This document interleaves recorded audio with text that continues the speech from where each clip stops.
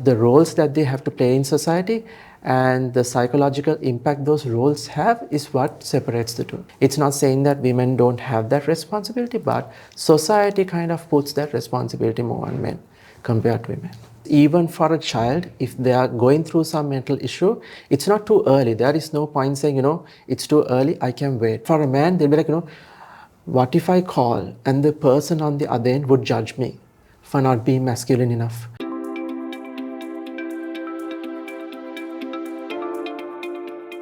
Hello and welcome to our special discussion in honor of Men's Mental Health Awareness Month that falls in June. Today, we'll be talking about important challenges and issues surrounding men's mental health with the insight of psychologist Mr.Viran Perera. Mr. Viran Perera, welcome and thank you so much for accepting our invitation today. Thanks for having me. Let's start off by understanding the unique aspects that come with men's mental health. I know this is a sort of a broad topic on its own, but on a very high level, what are the key differences between the thinking patterns of men and women, and what are some of the common challenges faced by men? Yeah, so what we see is that the way men and women think is not all that different, but in terms of biology, the differences are not that much. But when you add the psychological aspects and the social aspects with the expectations that there are for men and the kind of responsibilities and set of duties that men have to perform, there the thinking kind of diverges from a woman as to how they think and how they perceive certain events and how they make certain decisions and things like that. That is where the difference comes. So it's not so much of a biological thing where men are very different from women in terms of their biological stature and what happens. They are very similar, but the roles that they have to play in society and the psychological impact those roles have is what separates the two. Right.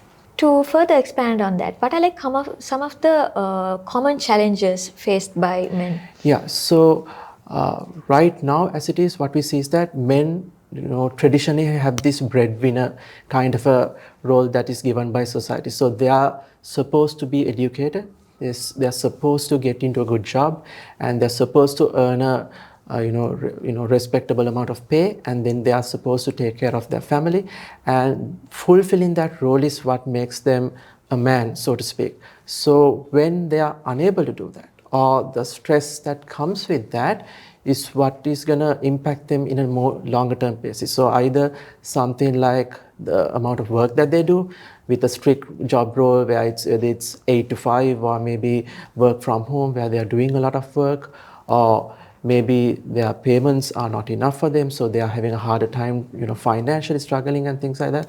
Those kind of challenges are going to impact men more. It's not saying that women don't have that responsibility, but society kind of puts that responsibility more on men compared to women. Thank you so much, Mr. Viran Perera, for that insight.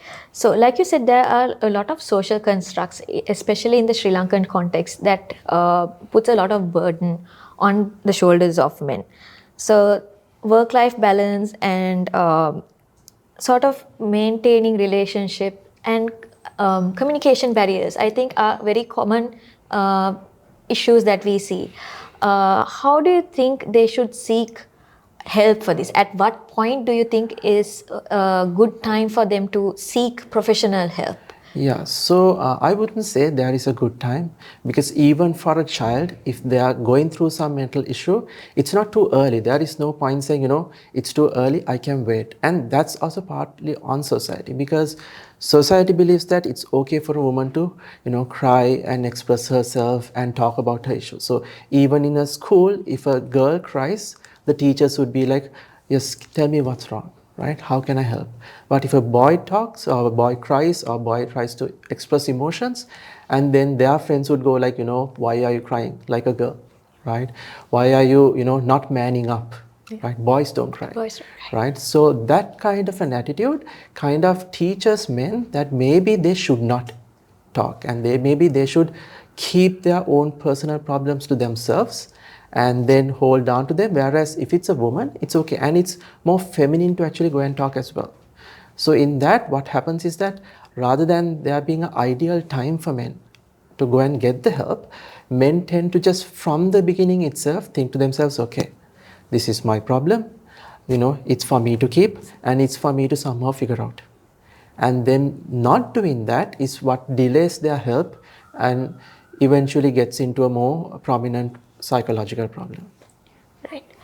Along with the social stigma surrounding men in general, there is also a sort of social stigma surrounding seeking help for mental health issues as well.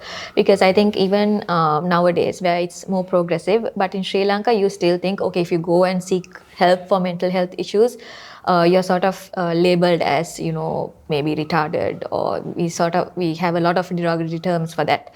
But what is your advice on seeking medical help, so to say? Yeah, so what I would say is for men, it's okay at any point. If you feel even a little bit of distress and if you feel like you can't figure out the answer for it, right? Rather than thinking maybe I'll figure out a coping mechanism, like, maybe I'll have a shot of whiskey. So that way, even though it doesn't solve the problem, it'll help me kind of cope up with the situation temporarily.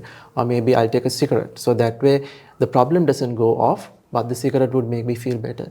The thing with the problem, if it persists, it's better to get help that would sort out the problem on a longer term basis. So there is no such time where they should be like, oh, this is the right time. I've been waiting, long enough. Now I need to go and get help.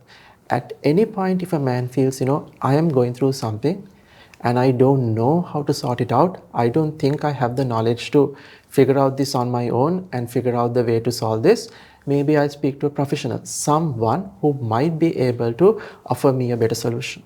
So just to give a little bit of context, we see this quite a lot. Now, if you take a little bit of statistics, the most obvious statistic that any psychologist would talk about in Sri Lanka is the suicide statistics, right? So in Sri Lanka, the number of suicides that happen annually, it's so disproportional. It's like the number of suicides that you see in men that leads to fatalities. It's around 3 to 4 times more than what we get for women.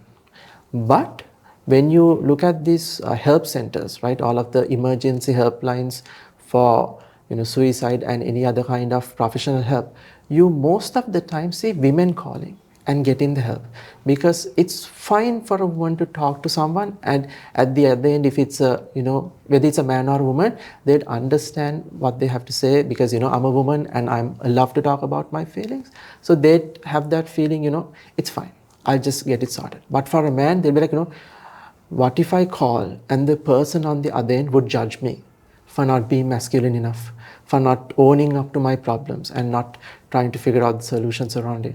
So that creates that hesitation, yeah, where they feel like, I'm going to wait, right?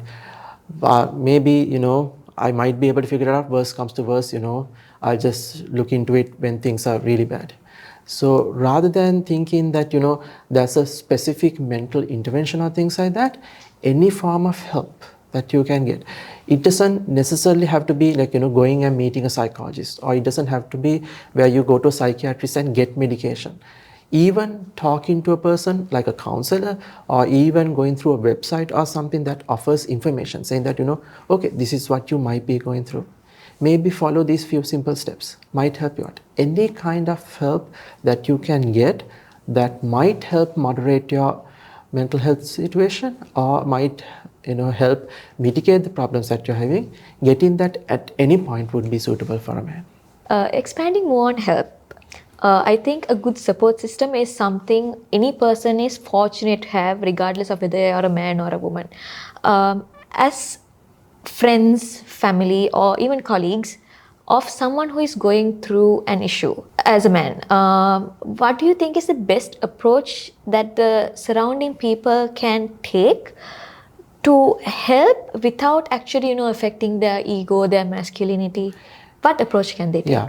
So first off, I would, mention the fact that, because, what you're basically saying is that maybe men need to try to tiptoe around a person so they would be open to talking and not be offended or hurt by it. It's not necessarily needed, right? Yeah. Because it's okay to be frank when it's necessary, because sometimes if you see a friend or a family member in distress, if you feel like, oh, I feel that my, friend is not doing great, but if I ask a question, maybe they'll get hurt. Maybe I shouldn't ask the question now. Yeah. Maybe I'll wait for a better time. That might be that key moment where you kind of make the wrong decision and not checking up on them immediately. So if you have a situation, sometimes even if it is a little bit intrusive or it is a little bit, upfront, it's okay to ask. But saying that, if you feel like, maybe your friendship is at risk and you don't want to take a chance and you know your friend, and if you approach them directly, they might get hurt and, it's going to make the situation worse, then maybe you can, not take the direct approach, but rather approach them if you are a friend, all you really need to do is to be there as a friend. Right? So in psychology, this is what we call gatekeeper trainings. In a gatekeeper training, you're not the person who's doing the intervention. Right. You're the preventer. You basically are the intermediate between your friend or another person and an egregious action or a fatal action that they might have. And when you notice that your friend is in distress and there is a chance that they might harm themselves or they are in a serious situation where they need help to get through it, you don't necessarily ask them, do you need help? Shall we go and get them? You just say, what's going on? Do you want to talk? Maybe we'll go and watch a movie or something, right? Maybe we'll catch up a little bit. Just asking smaller questions like that and just checking up on them might convince them, oh, this person is here with me right now. Maybe I'll just tell them without all the details that something's off, right? Something's going on and I need a little bit of help. I might not be able to completely open up to the person, but they'll be like, maybe let's just, dip my toes a little bit to see if they'll be receptive to my problem. And as a friend, when they detect that, like, my friend is asking for help, and if they think, okay, if I respond now, maybe they'll warm up a little bit more and tell me, you can proceed there. So when you're a friend or a family member or something like that, you don't necessarily have to go and seek solutions. Sometimes just having a friendly chat, or if they call at a maybe a late night call or something like that, just picking up that call, talking to them for a bit, or if you are messaging on WhatsApp or something like that, just sending them a message, just checking up how how they are doing and things like that. Sometimes that in itself is sufficient, because that might not completely solve the problem, but it will show the person that when they are in this kind of a situation, they have a support network, and maybe they don't have to face these challenges by themselves. And a lot of the time, even when it comes to things like suicide or self-harm or things like that, what research constantly says is that if there is a good support network, if there is good social support, more serious risks are not always taken. And earlier interventions are usually figured out, meaning seeking help part happens earlier. So for a friend or a family member, if you are just there with them, talk to them and just check up to see if they're doing okay, that in itself, for the most part, is good enough. One more thing, as like something I have faced personally with my male friends and sometimes even partners that I've had. When you ask them, "Are you okay?" there is a 90% possibility that they say, "I'm fine." So, just as an advice to someone more like me, you think it's a good idea to prod, or is it safer to wait for them to feel safe about sharing the whatever is going on in their life? Yeah, so that's a little bit of a difficult one to answer, because if you keep on prodding, that's kind of invading their personal space, so they might not like it and they'll try to distance themselves from you. But if you don't check also, that they might keep it to themselves and they'll be like, maybe I shouldn't open up. And especially for a man talking to a woman about a problem, they'll feel like, oh, if I tell this problem to a woman, a lady, they might think that I'm weak, right? I'm not masculine enough, and they'll see me as a kind of a person I don't want them to see, right? A side of me that I don't want to show them. So as such, they'll be a little bit more reluctant to talk. So if you talk, and maybe even if you share, and if they feel like it's okay, maybe the person won't judge me, right? I am taking a risk by opening up a little bit more. I'm taking a risk by showing a side that I normally don't show. But this person is not going to laugh at me. This person is not going to judge me. This person is not going to criticize me. Maybe they'll try that. But in order to get there, you might have to prod as well, right? Because what happens is that, again, it comes to the stigma, the cultural part of it. Men are traditionally told that you should not be chatting about your own personal issues. That's irresponsible for a man, and that's very feminine and not a role that a man has. The man should be able to support others, but the culture doesn't talk about how men should be supported in return. Yep. So the man is more of the giver when it comes to problems, not so much the seeker, right? So in that situation, just thinking that, it's a man, they'll figure it out, rather than thinking of that way, it's a man, they might not be talking about it, maybe I'll just check. So what I would recommend is you check up on a friend, but you wouldn't necessarily push too hard. If they say no, you understand it's their boundary, you respect it, and you just be there. Normally these kind of things come with trust, Yeah. right? Especially for a man, more than a woman also, because for a man it will be harder to open up. So they'll only open up with people they really do trust. So if they feel like, okay, I can trust this person regardless of if they are a man or a woman, and they are ready to listen to me, maybe I can discuss it. So that's where, it's a balance between prodding as well as respecting their boundaries. You don't push too much, but you don't completely ignore the person either. Right. Moving on to a rather trending topic, artificial intelligence, or commonly known as AI. AI has started appearing anywhere technology is. As a psychologist, how do you perceive this change or trend rather? How do you feel AI is helping the STEM fields, as well as how do you think it can sort of shape the environment of mental health? Yeah, so I'll take mental health first, and we'll just talk about that a little bit. So what I feel like feel that AI might be able to do is that a lot of the time, even now, for psychologists, when we're in the clinic and we see our clients, majority are still women, right? Especially from conservative countries, men only come to the clinic if their situation is really bad. It's to a point where the situation is so bad, sometimes it's not even them. Right. It's their family members or friends pushing them, and they come and they tell us, no, I'm okay, right? Don't worry, no, I don't need help. It's just these people, right? And even the men who come for help are people who are left with no options, right? They've exerted all the options that they have and they've run out. And in that situation, when they come, they are kind of helpless. So what I feel like AI can do is to try and make the information available. So they don't necessarily have to go to a clinician or go to a professional, because I'm not saying they shouldn't, given that the situation is as such, they should go, but this could be an entry point help. So when a person is going through something and they don't know if they're doing fine or not, they might not necessarily go to a clinician. So in that situation, they might be able to use an AI and search and see, okay, this is what I'm going through. Am I okay? Right. Do I need help? Is there help for people like me? What are the kind of services that are available? How do I access these kind of services? What are the kind of outcomes I can expect? So those are things that AI can provide. So what I see that AI might be able to do that traditional online sources might not be able to do is to personalize the kind of approach. Because a lot of the time when you get internet sources and when they say, these are the things that are recommended, it's for the majority.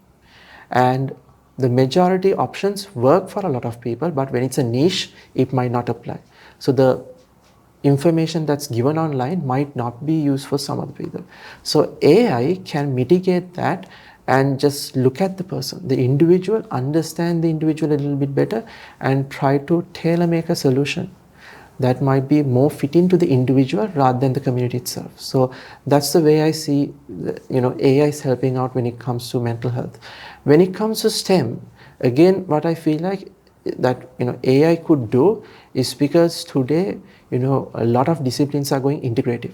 We don't just study a pure subject. Even in STEM, it's not just, you're just studying one scientific field or one mathematic field or engineering. We look at everything as interconnected interdisciplines. So in a situation like that, for people who follow a particular subject or a particular area of expertise would have a difficult time integrating other kind of technology. So this is something that we see commonly, like even in education settings and things like that. So you get people who are doing, for an example, something like machine learning, or even things like fashion design or architecture or something like that. Whenever they need knowledge of psychology, they don't have the basics. So they struggle to integrate the psychological theories and principles into the disciplines that they do. And if they're able to do that, they would be able to, improve on their products and improve on their services as well. So what I feel like AI offers is that, bridging of that knowledge gap that would otherwise exist, because you don't have to necessarily go to a library. You don't necessarily have to go through books and journal articles and things like that. You can get AIs to summarize the work for you and give the most essential information you need. And if the AI can provide that, the person might think that, okay, I can maybe pursue this other subject, get the knowledge that I strictly need for whatever the product that I'm making or the service that I'm making. I can integrate it and improve my product or service. So that kind of an approach, I think, AIs should be able to do. That brings us to the end of what we have in store for you today. I would like to thank Mr. Viran Perera for his wonderful insights about mental health and the role of technology. Remember, understanding these issues and leveraging tools like AI can help us overcome the mental challenges that we face today. Thank you so much for joining with us.